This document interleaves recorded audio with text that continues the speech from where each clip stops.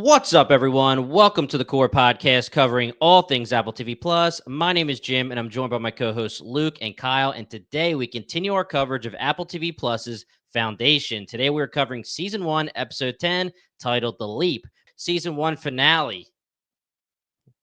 One season in the books. Kyle, what'd you think? I could have sworn that one season of the books was going to be "What do you do? Go!" Oh, But I'm trying to stop it, dude. I will I go could tell and you're say, struggling. It's tough. I'll say season as a whole, what a blast! Fantastic television. I think this was the only time maybe I think I might have walked away from a chunk of episodes because we've done this we did the pilot, then we did 2 through 5, then we did 6 through 9, and then this feels like maybe the first time I walked away with a feeling of disappointment. Not necessarily even that it was bad. It's just that it felt like this episode was mostly built around the reveal of Salvor Hardin being Gail and Rach's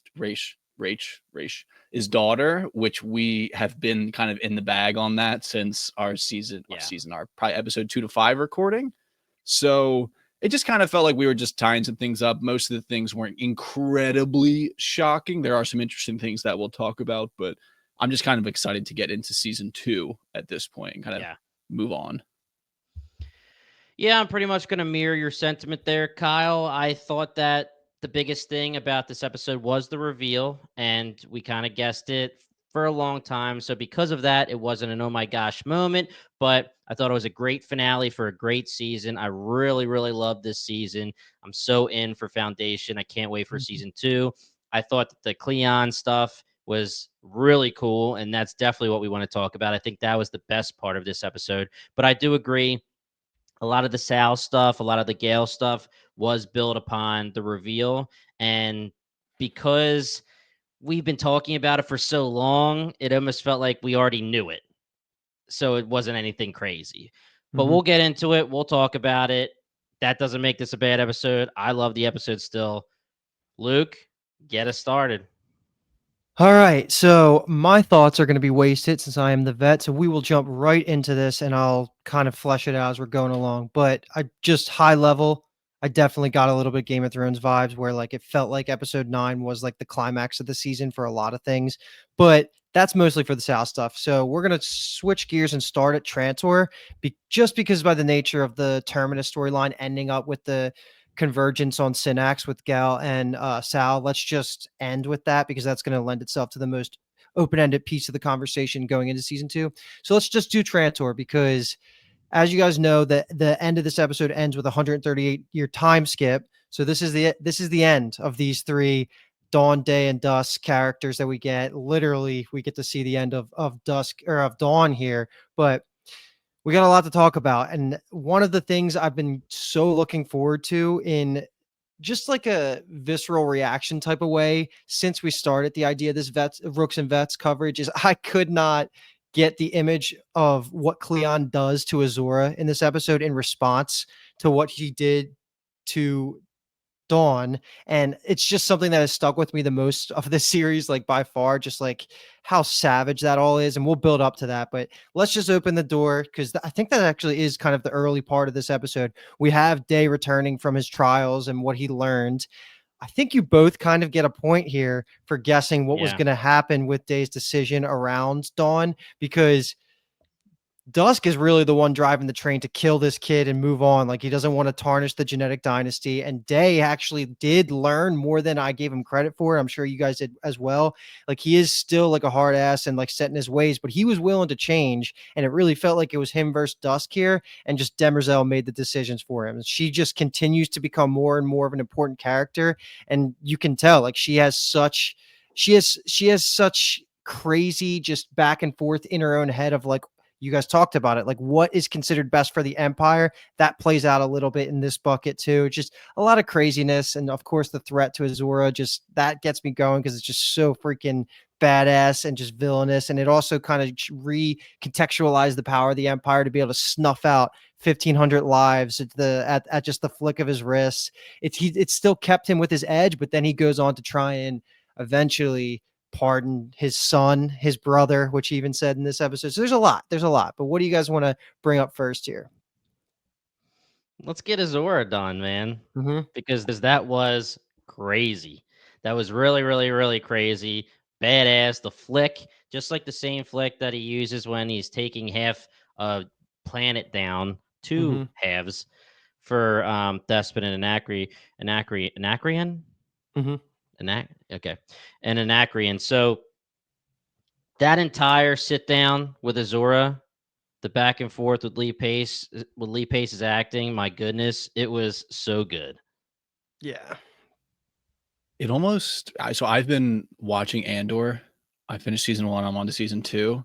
And this episode as a whole kind of just like reminded me a little bit of it in a way. It's talks a lot about revolution. We'll talk about that more too in the Terminus stuff and rebellion and things like that. But this scene was just the Andor talks a lot about, the empire and how it doesn't really need to care so much about individuals and all this type of stuff. It can afford to overlook because it's so overwhelmingly powerful.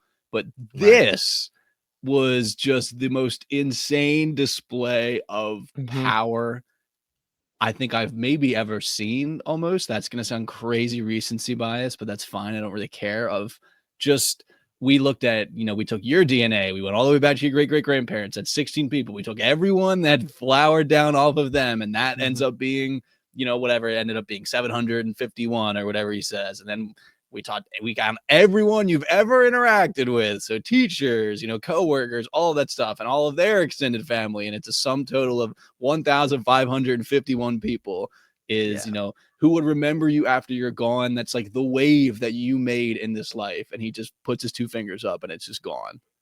And it's just anything you ever did in this life, I just erased it.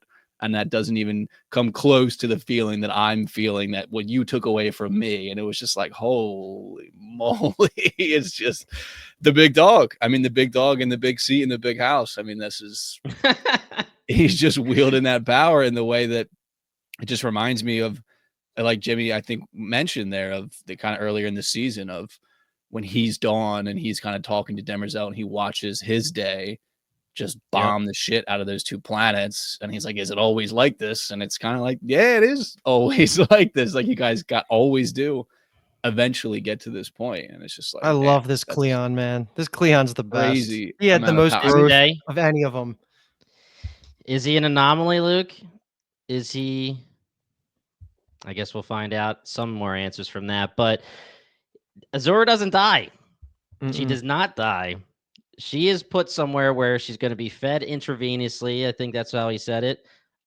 She is going to not have any senses. She will be very much alive, and she will know exactly what is going on, but she'll never feel, see, J- hear, touch It's worse any than of them Reek, ever again. man. It's worse than Theon Yeah. Greyjoy. Like, it's insane this level of torture that they hit. And to be honest, I think this Lee Pace monologue is one of my favorite Yeah. monologues I've seen in a long time. Like, I put it in my head, like up against the Lemonade one from Usher. Just Bruce Greenwood's delivery on that is just top tier, and Lee Pace just rivals him here. It was terrifying. Like the way Azora reacts to when he flicks his hand, she like catches her breath.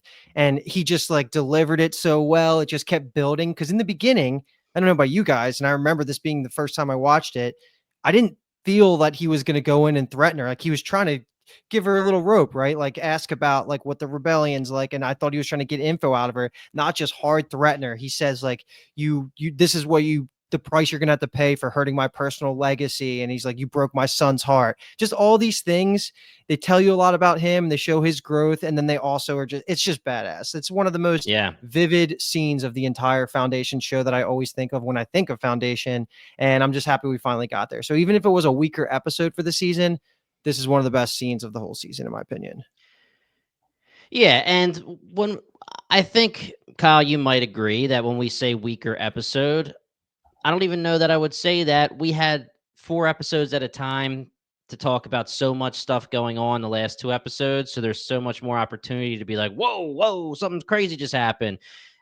There is plenty of good in this episode. And I don't know about you guys, but I was envisioning Alice in Borderland with the lasers to kill people when he Yeah, says like yeah. they're Mhm. they're aimed on all Aimed at the their 1,551 people. Oh, yeah, yeah. crazy stuff. But my question to you guys, mainly Kyle, is, do you think that this is the only Day / Cleon that would have said that Dawn was his son?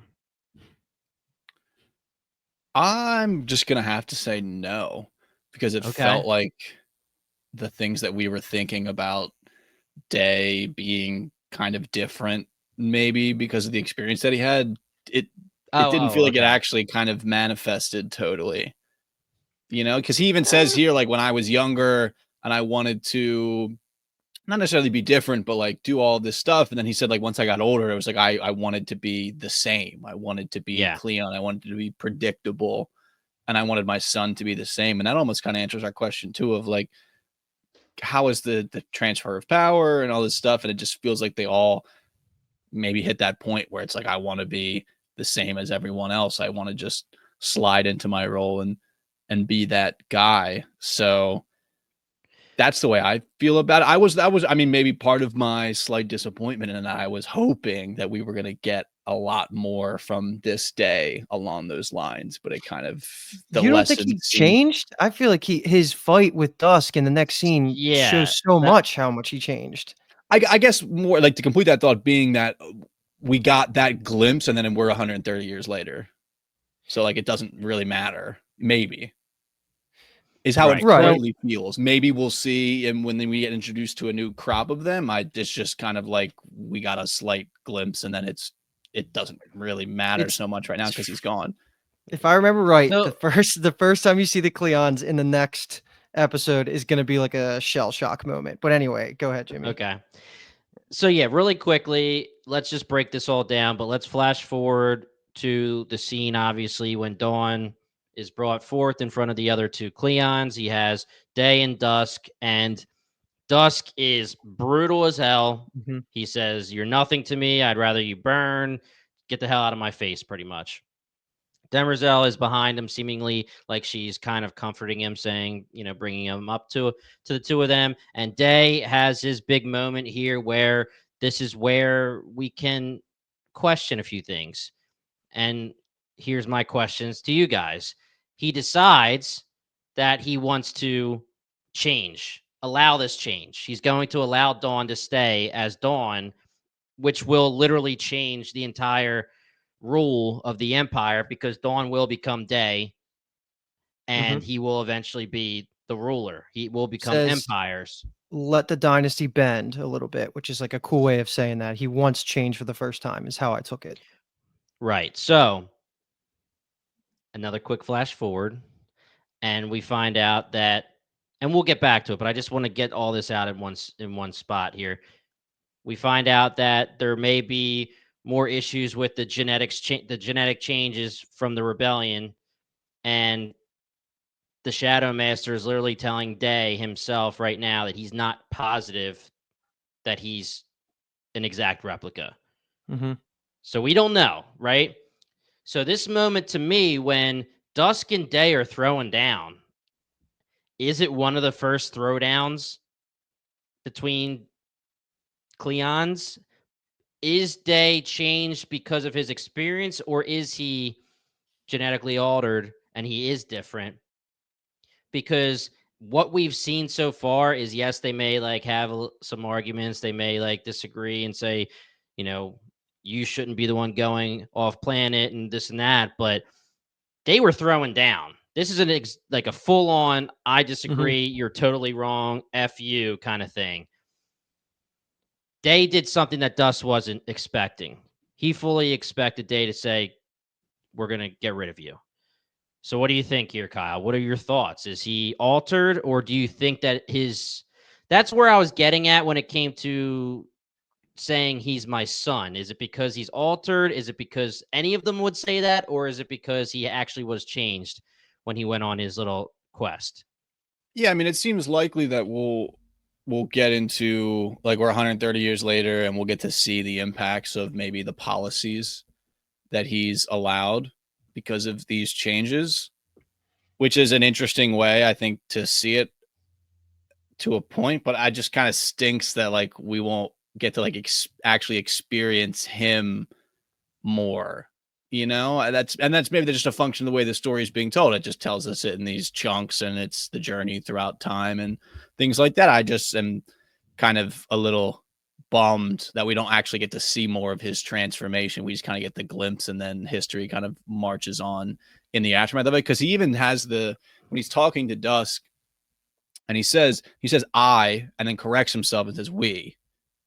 Right. Were challenged by a woman, and then he talks about the Harry stuff, and he seems to believe in the psychohistory stuff in this moment for sure. So I think that definitely alludes to him changing and being different. And I'm just I think more saddened by the reality that like that's like we're getting those glimpses and that stuff, like the tip of the iceberg, and then we just have to react to the aftermath of it 130 years later. Well, that's just the nature of the show. Like that's what makes Yeah. the show unique and different from other shows. So it's like, and they do get creative, like how you guys see Sal and Gail getting brought into the future. They just need to get creative because the books are just so different and they can't be told through a character's lens just because they skip centuries like this all the time. So Yeah. I'm just taking it in stride, and I feel like this was the genius of making up the genetic dynasty line where you get to keep Lee Pace, because it would suck if every time we did this skip, not only we get new characters, we're losing him. But thank God we get to keep him at least, because to me he's just a powerhouse actor, and this is such a good performance. But I mean, I see what you're saying. It's just I guess I've just been living with the show for so long that I internalized it and accepted it as just like part of it. It's just a feature, not a bug. So I don't know. I see both sides of it, but it's just the way it feels right now, because I'm not seeing season 2, and my tune will likely change. It's just that's the way that I felt about all of this after the episode ended, where it was like, damn, like we're getting all this interesting stuff of even the conversation that Day has with Dawn in the start of the episode when he says, kind of like he's kind of questioning him about all of the differences, and Dawn is bringing up some interesting points that would allude to it's okay to be different. It's okay to change some things. And like the reality that they're living in is not great for them, which Day also kind of learned in his own way off planet. Dawn says to him, can you truly say that all you've ever wanted was to be an installment in a long, long line of us living out a script written centuries ago? We're not even people. We're just echoes. Mm-hmm. And that felt like Day was in a great spot to receive that and actually ruminate on it and act on it. And it just seems like he has acted on it. It's just things that will happen off screen between the seasons. It's definitely a bold move for the writers to make this decision. And I'm going to go ahead and assume that we're not going to get different timelines and we won't see any more from these Cleons, because that would be a little too confusing, I'm assuming, because of all of them being the same. This is the first time that we're getting this time skip in a way where we're actually losing Cleons, because the first time skip, it only skipped really from dawn to day, day to dusk, dusk to darkness. We still got to see some of them and how they've changed or not changed. And there's a lot of stuff I would have liked to see live. I mean, we have a scenario here where Day is smashing the original Cleon the First, whatever you want to call it, where the original, I guess it's the OG version of him, right? In his tube, smashing it. But the thing is here that we know from the big reveal that Day was going to save Dawn, and Demerzel, stone cold, gives him the hug, head on the shoulder, and then snaps the neck, and Day screams. We get this reveal that the Shadow Master doesn't know if Day is an exact replica. And we know that if Day isn't an exact replica, Demerzel's coming for him. So I am going to go ahead and say that I think that he was still pure, for lack of a better term, because he still was doing everything the same as Dusk, like Dawn would say. They picked up the drinks together at the same time. All their mannerisms are exactly the same. I'm going to go ahead and assume that he was an OG copy or whatever, a pure copy of Cleon the First, and that his change was based on his quest. But it would have been interesting to see what happened to him immediately after, finding out that he has to wait and see if he's actually a pure copy, and if he's not, he's gone. Mhm. Yeah, I didn't really believe that there's a chance that he's not a perfect copy. Because I mean, I feel like the only way he could have been not a perfect copy would be if they messed with the DNA before he was born. Well, they say they don't know. Well, That's the I whole mean, thing, right? yeah, I mean that's fair. I guess like I don't believe that the rebellion, the revolution, whatever you want to call them, altered the DNA X amount of years ago, X being however old Day is, Right, right, right. And or also, more years ago. we'll see, I guess, Yeah. but does the altering mean that every new day or dawn, I'm sorry, will be colorblind, lefty, etc., or is it just a general change that means every time you spit out a new dawn, it's just a different dawn, meaning there's just going to be differences? It's like genetic Because obviously, and stuff. Yeah. yeah, like obviously we know that Day doesn't have any of that. And I feel like it would be a little weird if they could make those changes. I feel like every Dawn will have the same kind of genetic mutations unless they really are going to say that the rebellion was able to just make sure that every single one has a different mutation or difference every single time they're created. Yeah, I mean, again, because what do we know about Dawn that is actually different? Left-handedness, colorblind, maybe some slight things about his personality, maybe, or like how much of it was him, how much of his nature Internalizing it.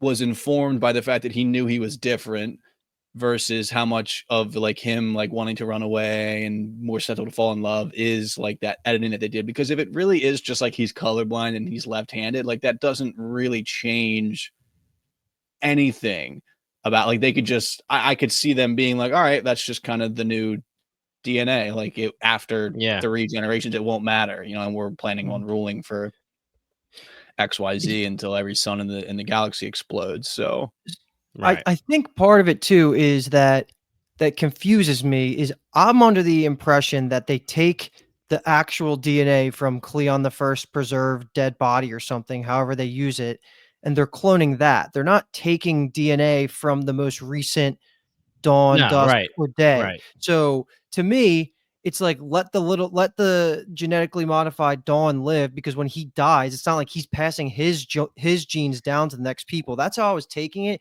and that's why I well, think Day was okay with it because it might lead to some difference in mindset and opinions, which of course is like what Dusk is worried about. But it's also not going to perpetually flow through the rest of the genetic dynasty until the Shadow Master kind of comes out and says that the original Cleon's DNA got yeah. altered, is what they're thinking. Right. Okay. So Yeah. it will play out a little bit more, but it's also weird. Like I feel like they gave us some like hard sci-fi there, but they didn't fully take it to its end to the point where I feel like I could explain it to somebody that's not watching the show, right? Like they didn't give us Right. the full picture, but enough for us to be able to theorize and guess about what the future of these 138 years are going to look like because it's all centered around Demerzel, right? Like, and let's not even forget the fact that at the end she has that moment of Yeah. just like frustration where she rips the skin off her face and freaks out. Like, what do you guys think about that? And also just throw in your reactions to Demerzel snapping Dawn's neck. Were you even close to like thinking that that was going to happen when in the moment? No. No. No, not in the Definitely moment. not. I was almost happy it happened because again, it was like that felt like the big moment for this storyline when the other storyline being the Sal, Gale, and Rach of it all. So I was almost pretty much glad that it happened. I was thinking like that had happened at the same time, pretty much, Day and Dusk are coming to blows. Day uses the pronoun I, or is it a pronoun? I have no idea. But and then I was thinking, like, I mean, he might as well just kill Dusk too and just ride solo at this point, like take all the enlightenment and just sit your Mhm. ass on that throne for as long as you want, basically. And that didn't happen. So I was 50% of the way there to my prediction, my nosebleed shot Mhm. being that he was just they were gonna kill Mhm. Dawn and Dusk and he was gonna ride solo. So they just have unlimited versions of them to replace if necessary, or they just start growing a new one when they think they need to, because there was another Dawn ready to go. I think I actually Well, I don't think know the answer to that, but like I would assume that when they bring one out, they put one in at the exact same time as like a backup. yeah, Okay, that's how yeah, I I took. was. Oh yeah, okay. So that's my bad. I was thinking that the one I got myself confused with the one that the rebellion created. So that wasn't the one that was separate. Because when Mhm. I first saw, and we didn't talk about this on the last podcast, but when I first saw that Dawn, I thought it was going to be a scenario where the Empire activated the new Dawn and he was coming to take out the old Dawn. You know what I mean? Mm, But then yeah. obviously we get the reveal with the rebellion and everything like that. So that was where my confusion was.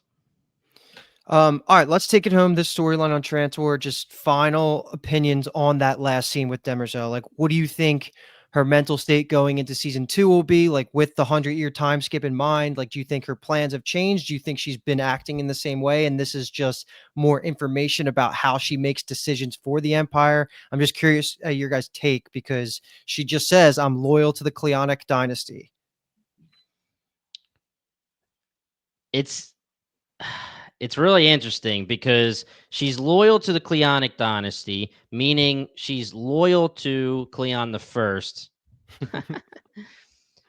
She's loyal to Cleon the First, and then all of his ideals, everything that he said needed to happen, right?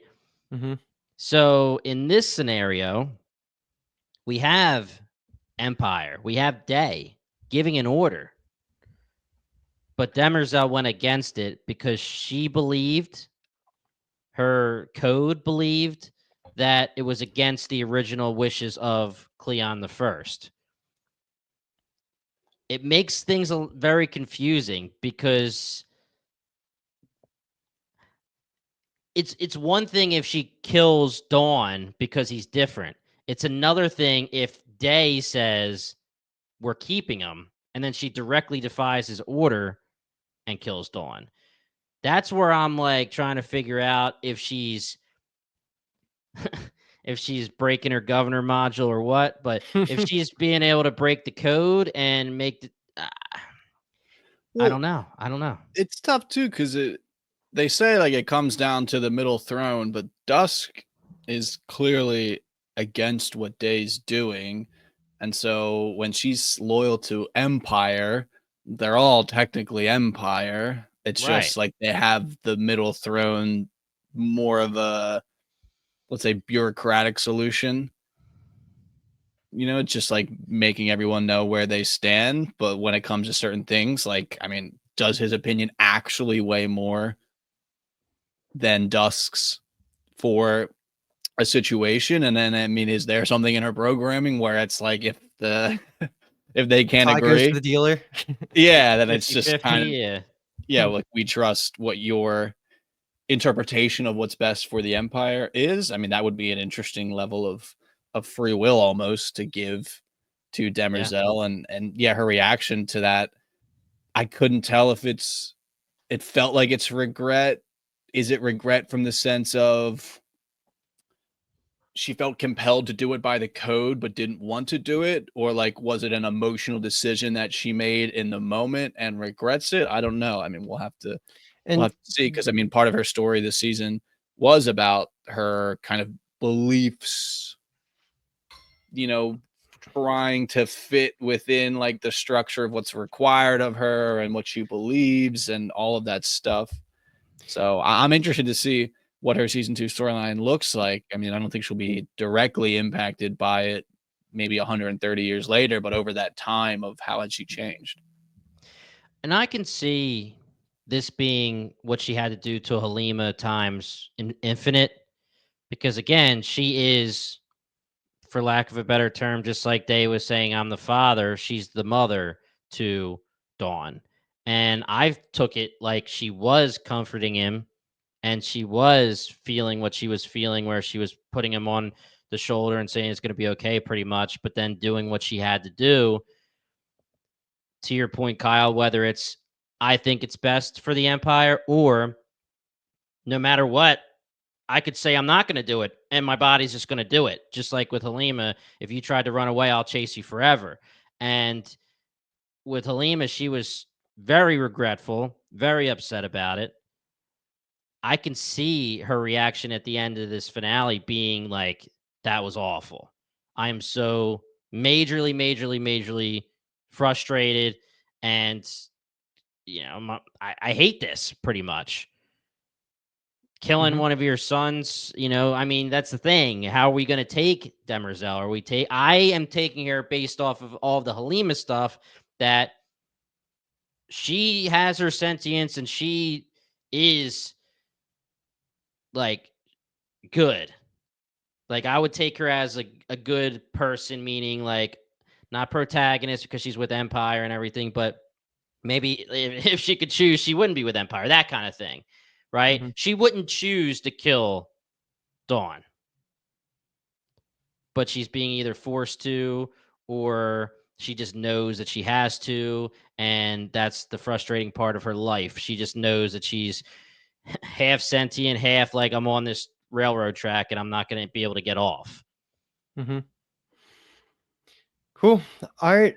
I think we can leave it there unless you got any parting shots for the whole Trantor storyline, because we will pick back up there in season 2, and it'll be a different freaking world a century from now.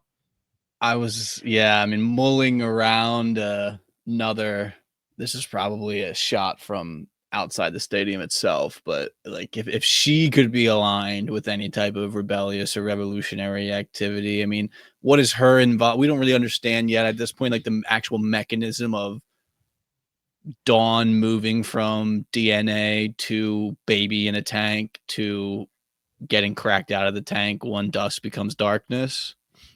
How much involvement does she have in that? Is her just killing Dawn the acceptance of like the plan didn't work and that they have to try a different angle? I don't really know. I mean, that's completely grasping at straws, but there's some breadcrumbs there that if you look at it in a certain way, maybe with some other recreational substances, you could be convinced that there's something there. Well, it's on the board forever now. If you're Cleon the First, you really have to trust who Demerzel is. And when I say who, it's basically, not as a person, but as her, I guess, her code that she's stuck doing exactly what Cleon the First wishes for centuries and centuries. Because my take is that she is the one doing everything every single time a new cycle happens. She is taking the baby from, or taking the DNA and then taking the baby. And, Cleon the First maybe only trusted her. And then he trusts the fact that this person is going to be Demerzel, the right-hand woman to the Empire for centuries and centuries and centuries, without ever rebelling or going against her code or her directive. I feel like we have to get this for her in this show. I'm not saying it happens yet. Maybe it's season 3 stuff. I don't know if it's a season 2 kind of thing, but I feel like her story is, you got to break it, baby. It's season 2, without like spoiling anything, is a huge Demerzel step up in screen time, I will say. And you're going to learn a lot about her. Okay. Because who else could you possibly trust to do that important part of the process, which is incubating the new Dawn, handling all that? Do you really let that be done by random workers? I mean, we've seen workers they showed it to us multiple times that workers are liable to defect, to take use of their positions in proximity to power and try to do some shaky, sneaky things with it. So it feels like you can't trust anyone but Demerzel to do those things. Yeah. Okay, let's move over to Terminus, and then we're going to wrap that right into the end back on Synapse. So Terminus, the first half of this episode at least, is very Harry-centric. He gives a lot of reveals, and there's some key moments, key things that he says that you can glean some extra information about, and I'll point that out now, and then we could talk about the whole thing, because he also lays out the very interesting history between the Anacreons and the Thespins, how their race war started, which to me was one of the smaller details that I actually forgot the origin of that whole thing, where it was actually he tells everybody that history is written by the winners. Like the people that pass on what wins is the empire at this point. But like if you go back to the true origin of what caused these two subspecies of humans to fight, it was actually the first clone of Theon. So Cleon the Second was the person that put these two people against each other, that was eventually going to spiral into their awful hatred of each other in the modern day. And now that Harry has all this information and then puts it into his math, like it spits out the idea that they need the Thespins, the Anacreons, and the people of the Foundation to come together if they really want to save the future of humanity. So it sort of all is playing out in the way that his math checks. But one of the things that gets brought up in this monologue that he's having in the beginning is that the vault was himself. It was almost recycled molecules of Harry's dead body. And you guys were doing a good job of fixating on the coffin that he made himself. It was a little on the nose that he's like, yeah, I made my own coffin, whatever. It actually played out in a really important part because it was the vault. So all of that's like super important. But then one of the things that he says, and you guys were theorizing about this last podcast, he's surprised that Gale isn't there. And what that confirms is that the AI version that was talking to Gale all last episode, those chunks of episodes, different than this Harry. They're not communicating. They're not jumping from one place to the other. They're two completely different versions of Harry. And of course, that's going to lend itself to a lot of theories of like, are there multiple? Like, is it just timeline things? Whatever you guys can bring up you want there. And then the next part that Harry lays out is their next couple of steps of what the Foundation needs to do. It was always about curating a people and not really like saving the knowledge. It was supposed to breed a certain type of people that were going to lead to the plans that were part of it was to use the Invictus. And I love anytime they're going to use the Invictus. It's just awesome. Hugo gets named the captain. A lot of cool moments happen here. Yeah.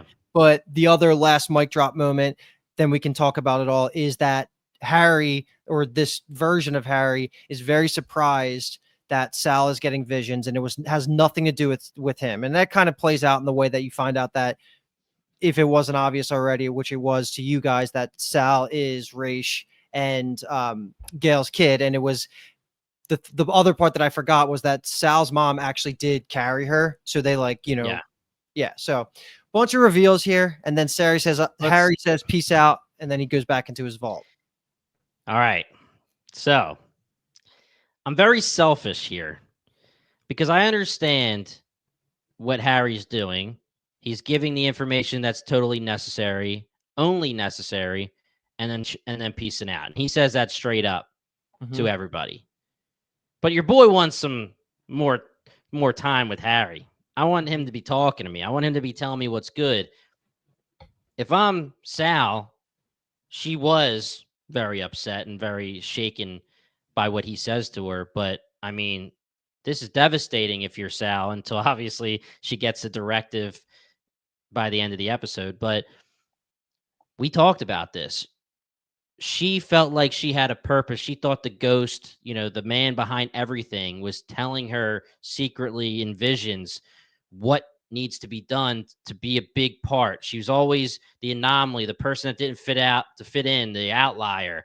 But she had these visions, and it always seemed to help. And Harry must be the one. He must be the one that's giving me these visions. And then he literally is just like, interesting. All right, later.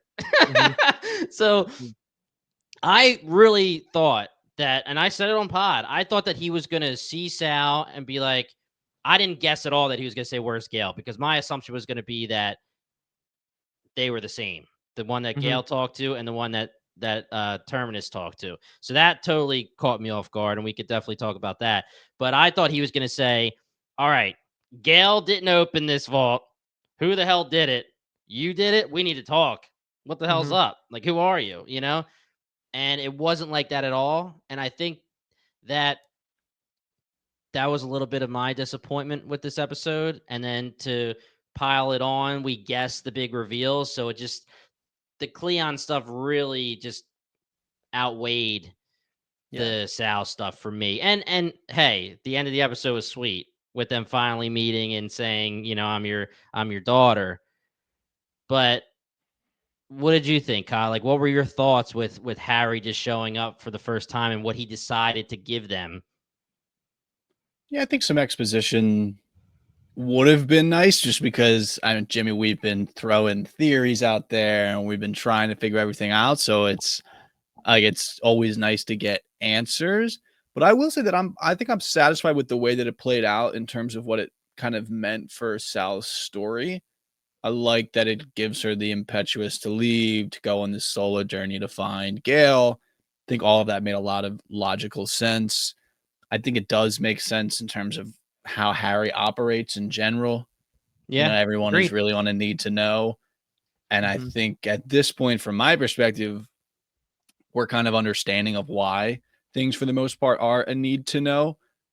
The concept of having the knowledge beforehand then impacts the way that you'll act, which you might not then act according to the Yeah. plan that is You know what it happening. reminds me of, So Kyle? It's just like a plot hole shield in the same way that Taviran from Wheel of Time or the Saiyan Gene from Dragon Ball Z is. It's like he can't tell you more than he tells you because it's going to impact the future in a yeah, negative way. So I like those kind of writing devices. That's why I don't complain about it. But of course, I love the info dumps too. So I Yeah. just yeah, Yeah. yeah. yeah. So I think it had a nice balance a little bit there of like they get some information on, okay, like here's how I pulled the wool under your eyes a little bit. Can't really go into much more of that. Here's kind of your new directive for moving forward into the future. And then it having Mhm. that impact on Sal being I like that it's not so much of her being like, like I'm special, I'm the chosen one, like my instincts are correct, because I could see that getting like annoying. Yeah. And while it is an interesting, again, sandbox to play in, I think this way is more interesting and where it gets almost, in her opinion, matter of factly shut down in that she's really not any of Yeah. that. Although you could still argue, I think that she is. Her mom even says it like the Nullfield, like you were the only one that could deal with that. So like no matter what Harry ended up saying to you, like that is a fact that remains and that you are special in that sense. And we'll probably get to explore all of that more, especially alongside Gale, which is an interesting pairing naturally. But I personally am a fan, I think, of this idea that it was really kind of this cover about revolution. And that Harry even says under the genetic dynasty, there's only room for one story. So naturally, like them preserving knowledge and curating this society and civilization in itself, I would say, is a revolutionary act.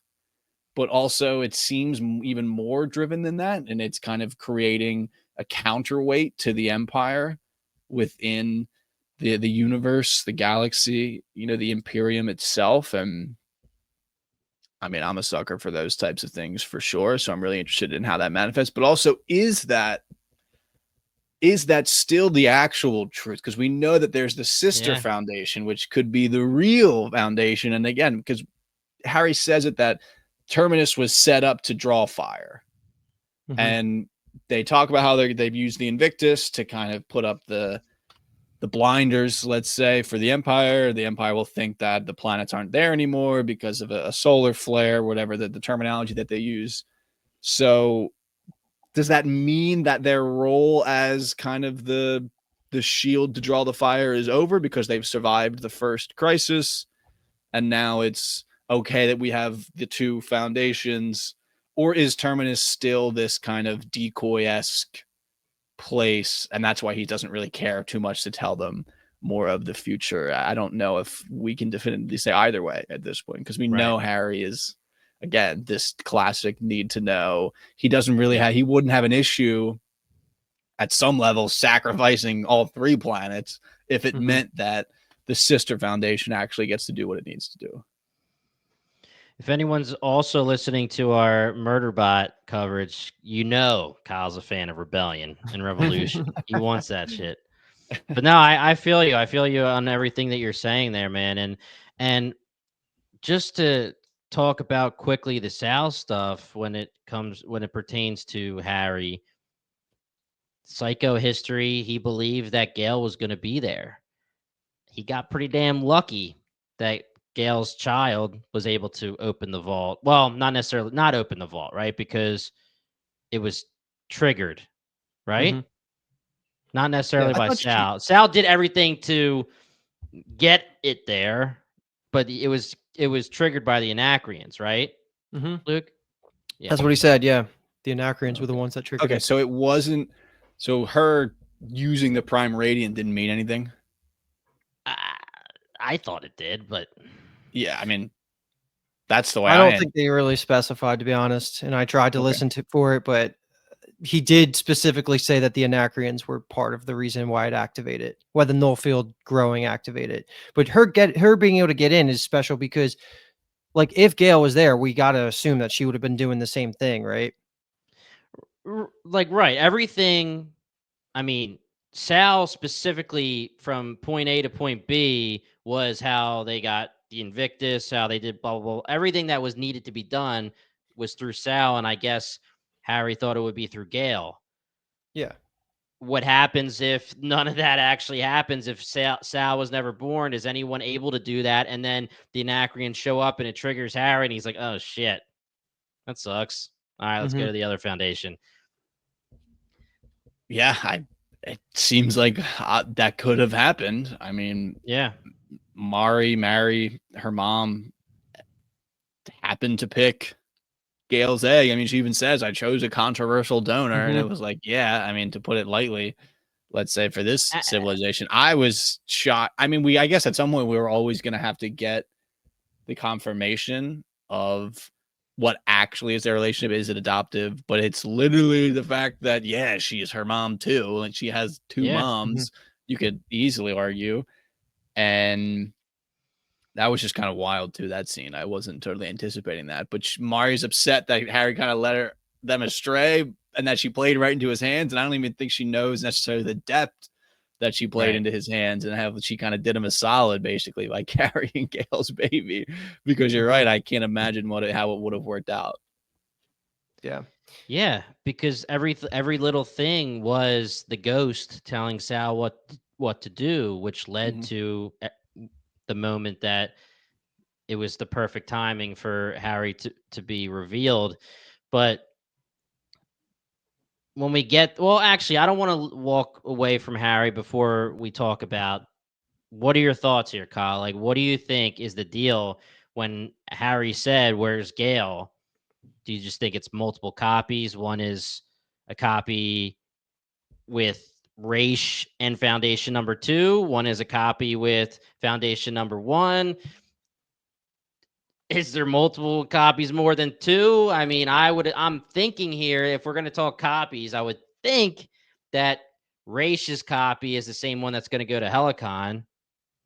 And Yeah. then there's one on Terminus, but we're talking about is the vault, a portal so he could jump back and forth. Anybody could jump back and forth.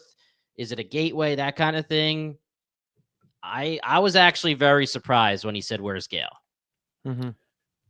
It doesn't totally make sense to me, the part when he's saying like the coffin atom by atom, like rebuilt whatever. I couldn't tell if he meant, like, he doesn't seem to know that there's another version of him out there. Because in my, like, the thing that makes sense right now to me would be that, like, if that happened, it was like they replicated and then one went to the Raven, the ship, and then the other one went to Terminus. Right. But also, how, I guess it was moving faster than the ship. I feel like they've mentioned that it was a slow moving ship. I feel like they've dropped a couple like colloquial terms of like the slow mover or whatever they would say about it. But and like it just got there and then it built the vault itself out of his coffin, but that looked like a lot more matter than would have been in his Yeah. coffin. Like, what is the actual mechanism Soft sigh. of Soft that? sigh. Yeah, of that happening, because that was, I think, a little confusing as well. And when it says like the vault was the coffin, not really him, Right. but like he walked out of the vault, and when he goes back in the vault? Is he just like existing? It doesn't seem like he wasn't like, it doesn't seem like he was observing for like Right, what was because he happening says, on Terminus. right, he says when they ask, were you there the whole time watching us? He says that would not be good. It's a strong, or it's a long process to Yeah. create what I am now. I was not watching over you. It would not Mhm. be good at all to be sitting there by myself as whatever I am. I wasn't even thinking about the fact that so this coffin or whatever actually created the vault as a trigger to when it disintegrated his coffin and his body and whatever it is. I know that that's probably what it has to be, because it's not like he could have been like, oh, let me just travel real quick to Terminus and create a vault and then come back to Trantor before all this goes down. Yeah, I'm not totally entirely sure. And maybe it's by design too of like what actually happened with all of that stuff. I Do mean, you maybe they'll believe? explain it, or if not, maybe someone can help us out, whether it's via the Discord or YouTube or something. Because I think I'm at a loss, but I'm also, it's not really impacting my level of No, enjoyment or anything no. like that. I'm just kind of confused at what's happening, but I feel like I'm okay with that. I can't even Yeah, that's shed too fine. much light on it because the episode is like what I took it as too is basically what you guys are Yeah. rehashing. You read the important quotes already. I think the one like he tells Polly, the kid, it's not even like that big of a thing. He just says he swallowed a pill that broke down in his body and the vault was his recycled materials. Like it's not that specific about how that works and the science behind it, but Yeah. take it in stride because we're going to get obviously more scenes about the vault probably next episode. So we'll Venn diagram Probably. and Yes. well, yeah, I mean, we're gonna gather what information we can glean from the next couple of scenes, and we'll revisit this because I really don't know how much more they're going to go into the origins of the vault versus like what's in the vault and how it interacts with Harry and all that stuff. Because of course we're going to get more of that. The origin of it though is a little shaky. So, Kyle, Yeah. do you believe there is another vault on Helicon? I'd never even considered that. So I would have to say no. As I'm Him showing mulling up. over that possibility, I guess I wouldn't be entirely surprised.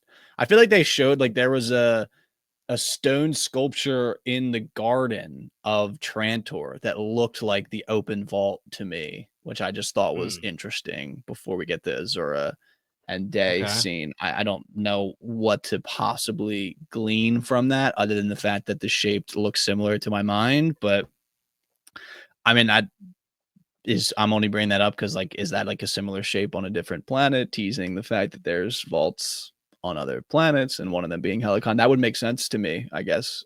And I Yeah. wouldn't even maybe care if they explained it in a way that made sense to me. It would just be there, and I'd be like, okay, cool. There's another Yeah. one there. Yeah. Yeah. Is it that the vault existed on Terminus for him to be revealed at the right time, and then the Raven is just his version of the vault for Helicon for it to land on Helicon at the right time, and then he just pops out and he's like, "Yo, I'm here." Well, I mean, the cold opening of the finale was literally his tomb with his body in it shipping off to Terminus and then that transforming. So I feel like that is Yeah, the but I'm saying, bottleneck of being able to bring he only had one physical body. so you're saying, okay, well, I don't know, bro. I don't know. No, I'm So you're I'm saying, just saying oh, from what this so you're episode's saying giving me because is we we saw that watched. scene, Yeah, that's how I take it, and I don't even have the answer for you of like what's if there's multiple. I mean, like I'm not saying I don't have the answer to Yeah. that question. I just mean like taking the information from the first scene. You saw that directly come from the ship that was in transit to Terminus. So I don't know. And then we also don't know how his AI consciousness really got into the Raven, if that's what it was called. So could be two yeah, separate things. It could be the same thing. I don't really know. It gets shaky here. Yeah, because I'm trying yeah, to remember too from that scene of on the Raven of I don't think it's like the computer says object inbound and like the ship swallows up his coffin that was floating and then because he just kind of pops up on the floor yeah, like his yeah. body does, so that kind of eliminates the need for there to be two of them and the actual coffin to travel there. It does seem more like it's a a digital thing. Who can say, Yeah. man? I assume we're gonna get a lot more interaction with all this stuff. We So. find out that there's just like a million drones on Terminus above his head, just like show us. Yeah. That's how we get our hologram of Harry. But yeah. There's, I mean, again, I feel like we'd be beating a dead horse if we keep trying to theorize about this. We just don't have enough information. Yeah. It's something I'm really excited to find out. Hopefully, we find out pretty quickly what's going to happen on Helicon in season 2. But really quickly before we gloss over it, the reveal here, Kyle, you already talked about it. The reveal with Galen Raish's child is Sal. I don't know what I thought the reveal was going to be, like Luke, I am your father, kind of thing. Even though I know that's what is that thing called when It's yeah. no, it's the Mandela effect. Yeah, the Yeah. Mandela effect. I know that's not actually how it goes, but either way, I didn't know that it was going to be some dramatic thing, but I also didn't know that it was just going to be, to me, kind of very like nonchalant, like, hey, I chose some sketchy donors, meaning everyone, not everyone, but a lot of other people must have known, or some other people like Lewis, etc., Mhm. would have known who she chose. And she just goes, oh, yeah, by the way, she is your mom. I don't Mhm. know. Maybe it's just because we guessed it. Yeah, I think that, and along with the Hugo departure thing, they felt like they were kind of built in to be emotional moments, and then also, the actual last scene all kind of built in to be emotional moments, but they just didn't really evoke that Wow, level of. I felt the Hugo emotions. I love Hugo. Yeah, and I like Hugo a lot, but for some reason I didn't feel that too big. Maybe it was because I wasn't even positive that it was definitely going to be their last time seeing each other. But again, you still can't ever confirm that because he could have froze himself to just be like, I'm waiting Mhm. for my girl. But I felt it, but I didn't feel it. It didn't do anything big time for me, and maybe that's just because they weren't, they were obviously a big part of the season, but I was way more interested in Sal's connection, the ghost Gale of it all, than her love life. And I mean, Hugo's a badass and Sal's a badass. Love them both, but yeah, I don't know. But I love the final scene. I feel like this is exactly what we wanted. You know, You weren't uh, believing. Are we talking skipping to Synax? yeah. Yeah, you weren't believing it. You're like, there's no way she's just gonna show up to Synax, and you thought she was going somewhere else, right? But no, I Well, I don't blame still you at think it's all. I still think it's dumb. I still Yeah. think Gail Well, made the wrong move. yeah, I mean that's She went probably to a true, but planet also, that was in all water. but if she didn't know that Sal, obviously she didn't know that Sal was gonna be there, but she was actually. So what that means is that Sal was already on her way there when Gail decided to go, right? Or I guess they both could.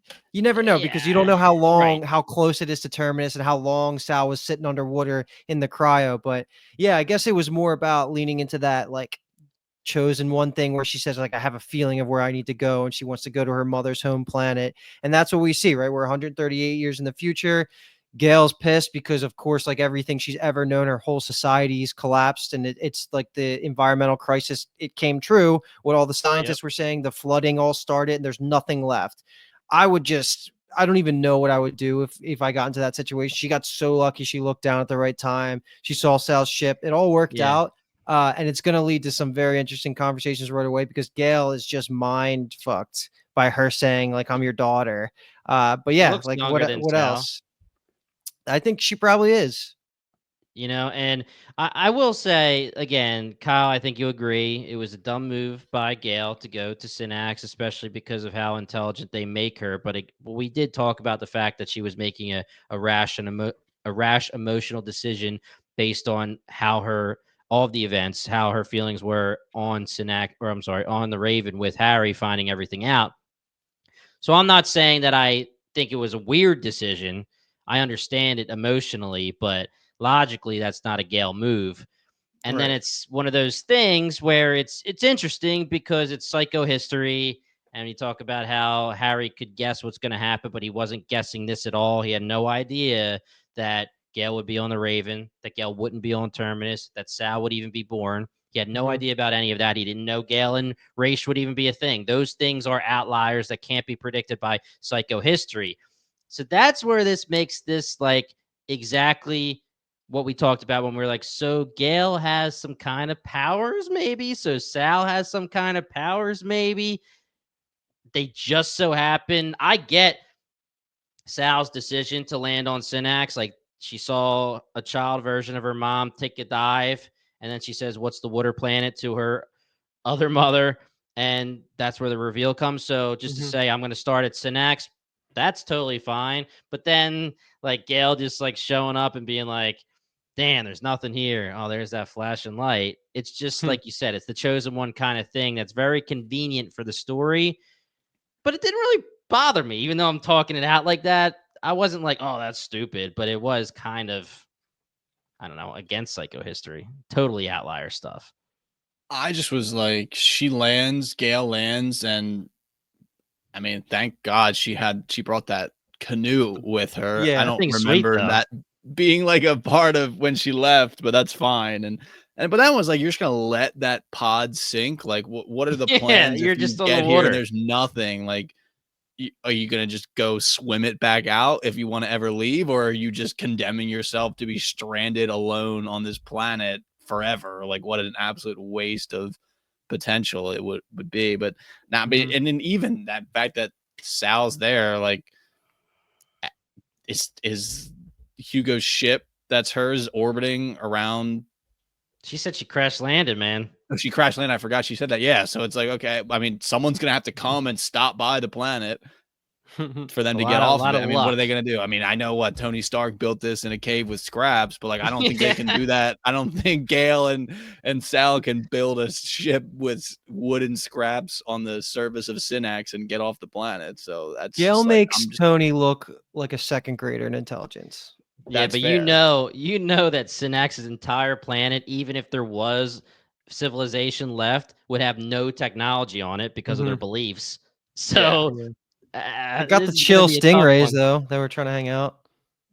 Yeah, dude, those Sure. things were the Well, I mean, yeah. homies, man.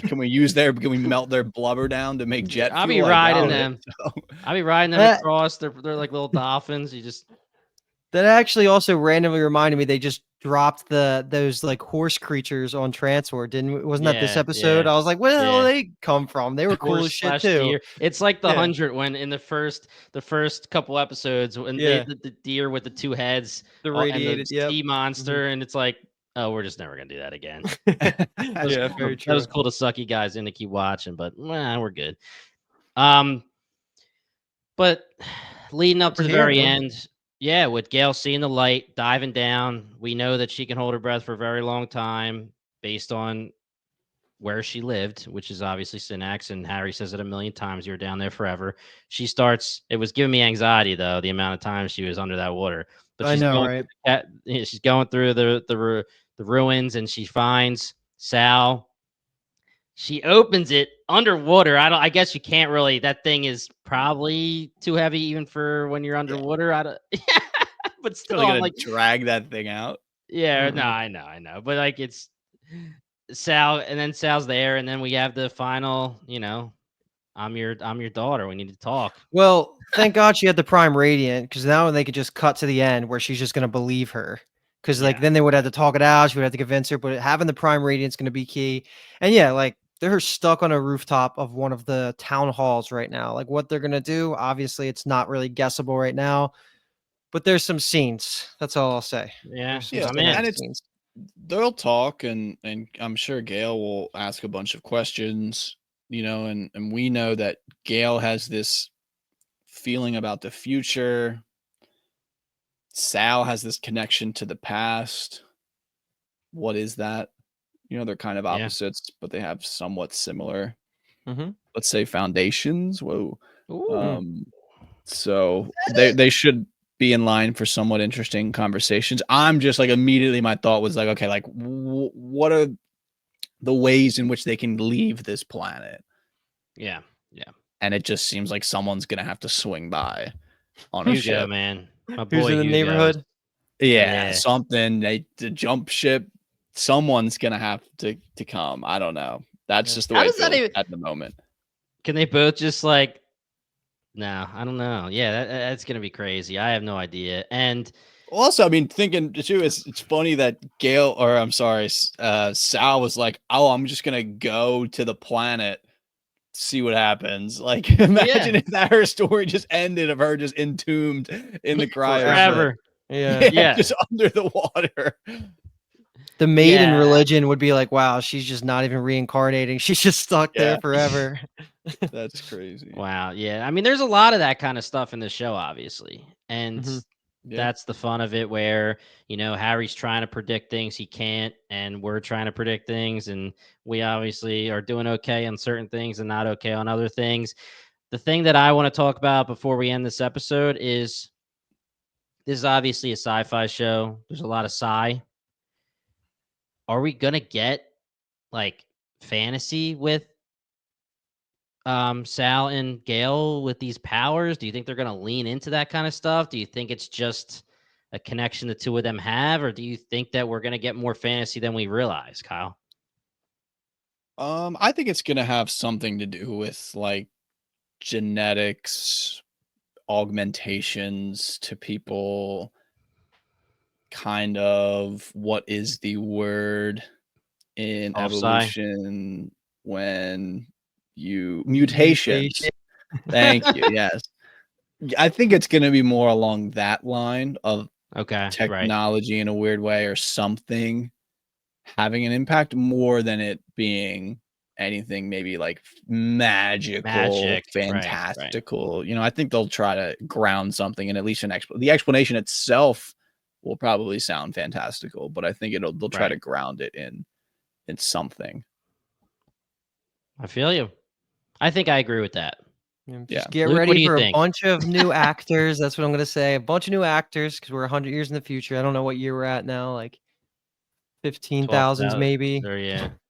Because yeah, whatever it is, but The one thing I wanted to bring up, and I actually don't even know if it made the final cut of whatever episode we talked about it of when we were talking about Gail being their kid. And I said that there's only one thing I can think of that like would make it not true. And that was just because I read that Salvor Hardin's a man in the books. So I was I like, did. I that is actually saw true. that That too. is I did true. see that Yeah. as well. Yeah. Mhm. yeah. So I was thinking like how, I mean, that would be quite the change to like, I know they made a lot of changes, but that seems like, and I think Gail is as well. So it was like, okay, that Okay, would I just didn't know be that, but a huge yeah, change of some things. Chase brought that up. interesting. I do remember him saying that now that you're mentioning it. Interesting. But Interesting. Yeah, but All right. we just have a lot to explore now with this mhm. relationship there. I mean, we shall just totally see. I'm sad that it's going to be some new actors. I feel like part of what I'm saying too that the emotional beats don't kind of hit sometimes is that like we're just Right. running through Recycling. people. Well, we got Gail, Sal. We still got the Harry, whatever Lee form that Pace. is, and then we got Cleon and Demerzel. So Oh yeah. there's still a decent amount of star power there that's going to continue through. Maybe a surprise here or there. Who knows? But yeah, there are definitely going to be some new faces that we're going to have to acclimate to really quickly. Dude, I need Hugo to be cloned. So we just see a Hugo over and over too. He's Guy's the been Blue man. sleeping eyes, around a White lot. Walker eyes. Yeah, he's been freezing himself. I think he's fine, dude. I think he's gonna show up with the Invictus and just be like, guys, I'm here. Let's Yeah. go. Get in, we're going shopping. I'm your Uber driver. It's just the Invictus pops up in the sky. That'd be pretty crazy. That would be Book it. cool. All Yeah, right, would it? guys. Go. Last parting shot. No, my only parting shot was going to be making sure that we let the people know the way that we're going to cover season 2. Yeah. I know they're chomping at the bit for it. Yeah, so we have season 2 coming up. We're going to do the pilot or the initial episode of season 2. So we're going to do one episode for that, and then we're going to do episodes 2 and 3, 4 and 5, 6 and 7, and then 8 and 9, and then we're going to do the finale. So we're going to have 5 episodes. That's math, right? We're going to have 5 episodes for season 2. Correct, Luke? 2, 4, 6, 8. Nope. No. 6. 2, 4. 6. Damn it. All right, let's redo that shit. Otherwise, guys, please hit that subscribe button for Foundation seasons 2 and 3, Murderbot, And we have a lot more coming on the Apple TV podcast. We're going to check in on a few shows probably here and there that are not these two main shows we're covering. I really wanted to cover Smoke, which is the same creator, writer as Blackbird, but it's going to be happening like right as we're in the thick of it with Foundation. So we'll see how that goes. But otherwise, guys, for anything that's not Apple TV, jump over to the Binge Empire podcast. We just finished up with Wheel of Time and The Last of Us. We're going to be having Dexter Resurrection on there. We're going to throw Dexter New Blood and Dexter Original Sin over there. So if you have anything you want to watch for Dexter, we got you covered. We're going to have Squid Game over there Wednesday, Gen V in the fall, Stranger Things in the fall and the winter. So there's a lot coming, and Binge Empire is going to be where it's at if it's not Apple TV. And like I said in the intro, we have the Bingetown TV flagship podcast where any combination of the 7 of us join together for 2 to 3 to 4 hosts and have a blast doing drafts, recommendations, debates, any of the above. And those will all be in the description. So that's it, guys. Season 1 is in the books. Love it. Once again, we are the Core Podcast, and thank you so much for listening.